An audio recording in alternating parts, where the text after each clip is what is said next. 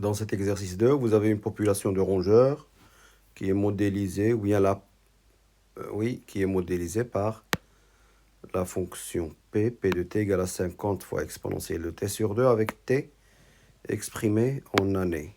Au bout de combien d'années la population initiale aura-t-elle été multipliée par 2?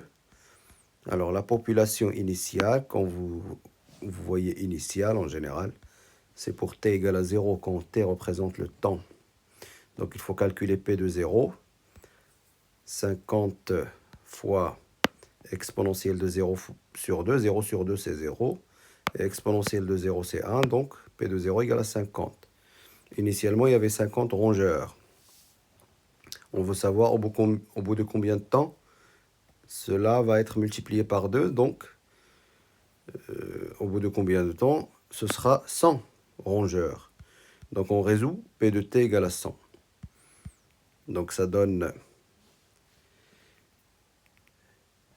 exponentielle, ou bien 50 exponentielle t sur 2 égale à 100. Je divise par 50. Je compose par ln. Pour enlever l'exponentielle, on applique la fonction logarithme. Et donc t sur 2 égale à ln de 2. Et donc t égale à 2 fois ln de 2 en multipliant par 2 des deux côtés. 2 ln de 2, c'est à peu près 1,4. Donc c'est au bout de 1,4 années, ou bien on va dire 2 années si on n'accepte que les entiers. Au bout de 2 années, la population double. Et puis, au bout de combien d'années la population dépassera 10 000 individus? Donc il faut résoudre P de t supérieur ou égal à 10 000.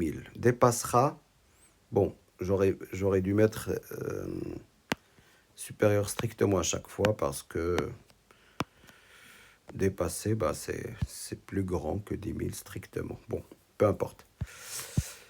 Donc je résous ça, je divise par 50. 10 000 par 50, ça fait 200. Je compose par ln. Comme ln est une fonction croissante, elle préserve l'ordre. Donc t sur 2 est plus grand que ln de 200. En multipliant par 2, t doit être plus grand que 2 ln de 200, qui fait à peu près 10,6. Donc c'est au bout de 11 ans que la population dépasse 10 000 individus.